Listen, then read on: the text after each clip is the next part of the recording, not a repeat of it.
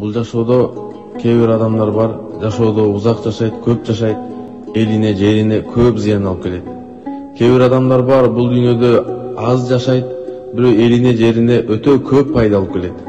Ошол пайда алып келгендердин бири кыргыз аскерлери, элин жерин коргоп согуш болгон биздин жаш балдар.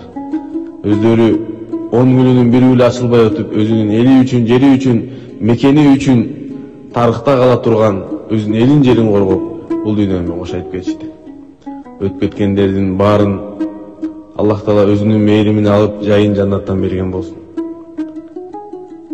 Кыргыз тарыхы силерди эч качан унутпайт. Силерди тарбиялаган ата-энеңерге терең тазим. Биз кыргыз эли өмүр бою силердин ата-энеңерге карыздарбыз. Бүгүнкү күндө ушундай оор кырдаалда кыргыз элибиз биригип, колунда бары дагы, жогу дагы, өзүнүн жанынан да өзгөлөрдү артык көрүп жардам берип аткан бир туугандарыбызга да Алла ыраазы болсун. Дагы бир акыйкат ачуу болот, жута бешкек айтайын дегеним сөз ээсин табат. Тамак ашка жардам бермек турсун, Кыргызстанга танк алып берип кое турган бизнесмен байкелерибиз сейфтерди акчаларын бекитип, өздөрүн бекитип жатышат. Эгер ушундай кырдаалда турганда Кыргызстанга жардам бербесек, аскерлер өзүнүн жанын курман кылып жатат. Биз жок дегенде дүйнөбүздү, малыбызды, акчабызды курбан кылбасак, анда качан курбан кылабыз? Дагы бир айтып кете турган нерсе, сырткы душмандан ички душман жаман экен.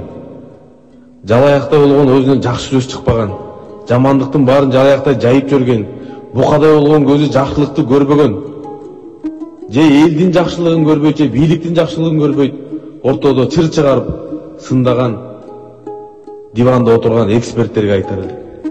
Пайгамбарыбыз айткан, сүйлөсөң жакшы сөз сүйлө, же унчукпа деп. Сыныгы кыргыздын душмандары ушундай кырдаалда турганда бийликке бөлүп, элди бөлүп, ортодон өзүнүн партиясын сүйлөп, өзүнүн жеке пикирин сүйлөп, саясий упайларды токтоп жаткандарды биз бир сыйра элибиз ичара тарбиялабасак, мындайлардан айрылбасак, дагы көп тоскоолдорду кылат.